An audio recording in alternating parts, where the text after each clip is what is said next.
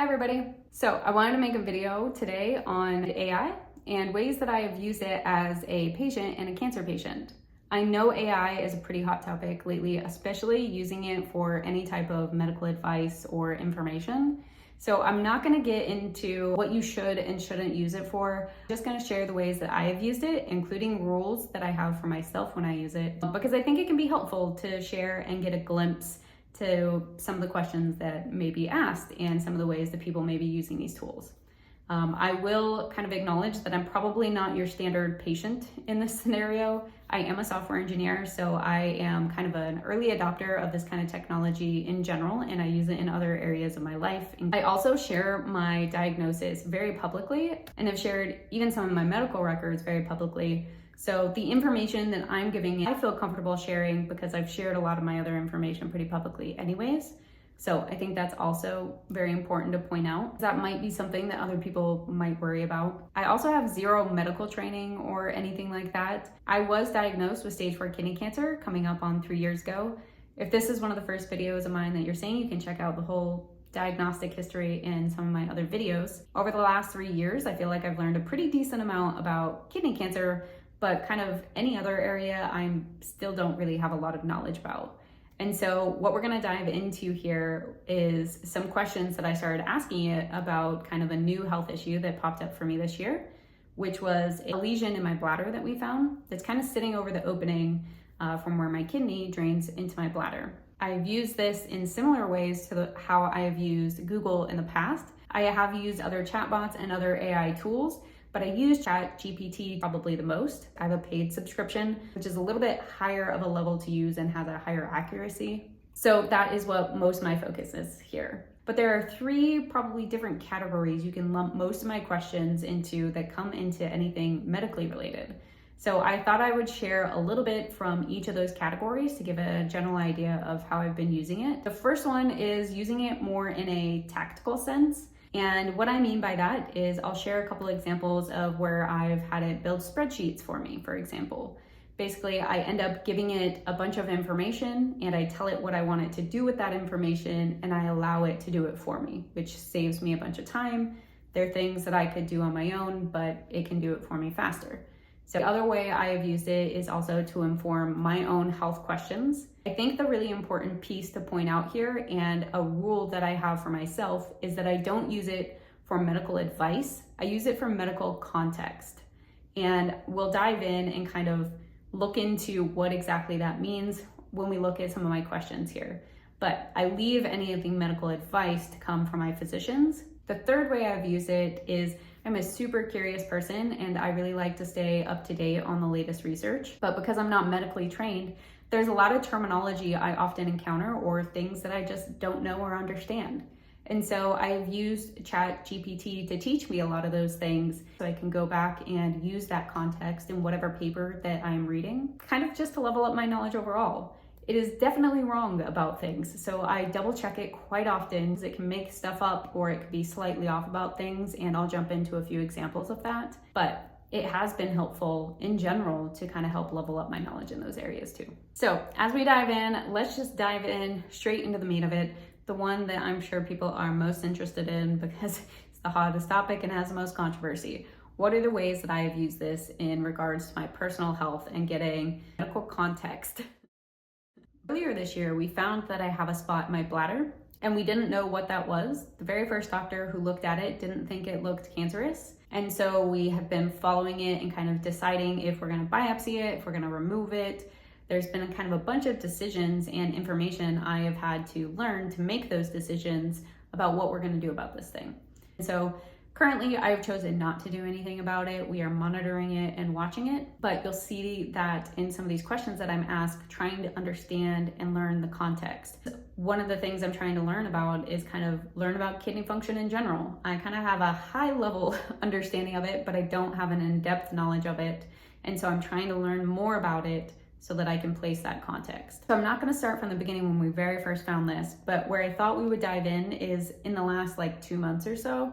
which is after I had my last set of scans for my kidney cancer, it came back as no active cancer, and we had some labs that were drawn there. And my GFR was around 82 or something like that. I had a doctor's appointment a couple of weeks later locally, so that was done at a different center with a different lab, and my eGFR was 62. And I've had variations in my labs before, but I've never had a variation quite that big before, and I've never dropped that low. I've never had a eGFR that was like 62. So it's something that I had questions about, and then I in turn asked those questions to my doctor. So the question that I typed into ChatGPT was, is a 20-point drop in eGFR within 3 weeks something to be concerned about? So the answer that it gave me is an estimated drop in eGFR over a span of 3 weeks can be a cause of concern and should be further evaluated by a medical professional. eGFR is a measurement of kidney function and is typically calculated using blood tests that assess creatinine levels. And then it gave a couple examples of some things that could cause that. It also said, if you or someone you know has experienced a significant drop in eGFR, it is strongly recommended to consult a healthcare professional. They can evaluate the situation, perform additional tests if necessary, and provide appropriate guidance and treatment options based on individual specific circumstances. So it gave me a recommendation to contact my doctor, which I was planning to do anyways. But this is where I think the health context is very helpful. So one of the things that it mentioned in here is several factors contribute to a decrease in eGFR.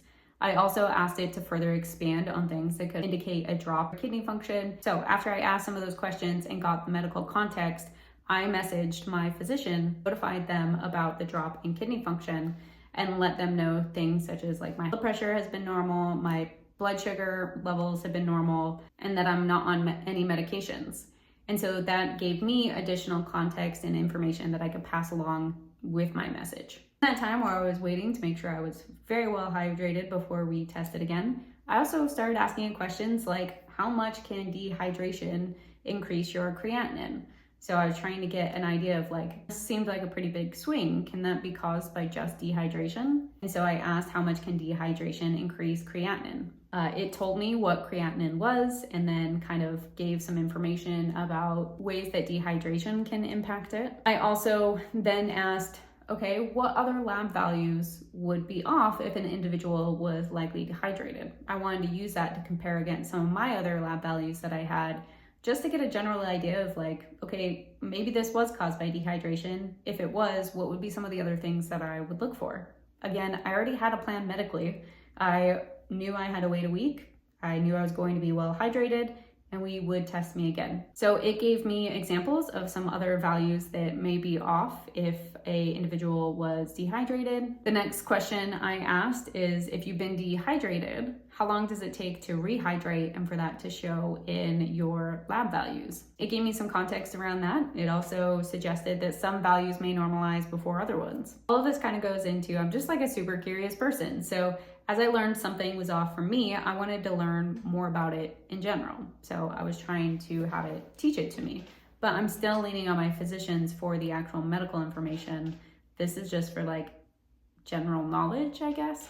What ended up happening is my oncologist actually had me come out to MD Anderson, and we ran my labs there to see if it could be like a variation in the lab. So about a day or two later, I went out to MD Anderson and we repulled the same labs as well as a bunch of additional ones to just kind of check on my kidney function overall. And my kidney function had gone back up by then. I think it was like 78-ish. And so this might have been a variation in labs. I'm not really sure what it was, but that's also what prompted me to ask additional questions and try to learn more about kidney function and how this stuff can happen. I'm not going to go through the answers of a lot of these other questions, but I'll just list out some of the other questions that I have asked it over a period of time. Again, always for medical context, not for medical advice. So I asked, is it normal for GFR to lower after a nephrectomy? I also asked, like, how much does it usually decrease? One of the other things that I asked it was, could a partial obstruction of a kidney cause decreased function? And what would symptoms of a partial obstruction be, so that I could have an idea of things to look out for in case this was caused by that bladder lesion at all. One of the other things I ended up looking up is, as we were trying to figure out kind of what this was in my bladder, I kept being told that it didn't look like cancer, especially like bladder cancer. And I was able to look up what other images of bladder cancer look like. One of the questions I wondered was, because I already had stage 4 cancer, Although it's pretty unlikely for this to probably be spread to my bladder, I was trying to see if there was any cases that had spread to the bladder and what they looked like, if I could get any context from that. So I did ask it if it could find me 5 case reports of renal cell carcinoma spreading to the bladder. I knew that this would not be the same as my cancer because mine is super rare, so there's no case reports of it going to the bladder. But I just want to get in general an idea of like, could I maybe get an idea of what it would look like if it did spread to the bladder for other cases? And so I was hoping in those case reports that there might be pictures that it would show. I actually did track down, I think it ended up tracking down 3 case reports. I don't think any of them actually had pictures from a scope. It just basically had pictures of the pathology. I think there might have also been a picture of a scan, so I didn't quite get what I was looking for in that, but it did find 3 case reports, and when I followed the links, they were actual reports of spreading to the bladder. So that was a very long explanation of some of the ways that I've used it for my personal health. Again, I'm not going to say that the way that I have used this is right or that it's right to use this for medical information, but I think people are going to use it. So I think it can be helpful to ask these things. People ask questions on Google all the time. People are constantly Googling their symptoms. And so I think it's only a matter of time before more and more people are asking these questions. I already am. So I thought that it might be helpful to get a little glimpse into what some of that looks like. So that is my personal health information that I've used it for. For example, I wanted to share was how I've used it for very tactical scenarios. An example that I wanted to share that I have used for that is because I'm starting a new job, which I haven't shared yet here. I need to make a video on that here soon. I also knew this now meant that I was gonna pay the out-of-pocket max probably twice, once with my old insurance and once with my new insurance. And so I was trying to figure out, okay, if I'm reaching my out-of-pocket max twice, and if I end up having any type of surgery this year at all, would it be beneficial to write off those medical expenses in my taxes? And decide when it comes time to file taxes, is it better for me to take a standard deduction, or is it more beneficial for me to be able to write off some of my medical expenses, depending on which one was greater? I could do all of that on my own, but it would take me a while to comb through all the data. What I ended up doing is I ended up gathering all of my medical expenses that I pulled out of bank statements, and I pasted that into a Google Sheet where I was able to separate the vendor the transaction was coming from and the amount. I gave it a prompt and let it know that I was trying to make a spreadsheet of all of my medical expenses, that I wanted it to help add them up for me. I asked if it could add all of the expenses and categorize them by institution. I gave it very specific examples like MD Anderson, which you will see listed as, and then I gave it as the example of MD Anderson. There was a couple different ways MD Anderson was listed, so I gave it both and asked it to consolidate it under one. And then I gave it a few other examples to look for as well. I also asked it if it could give me a CSV export from that so that I could then export that into Google Sheets and do with it what I wanted to. I will say that this is a feature that I believe is only available through the paid version of ChatGPT. I used the code interpreter for this.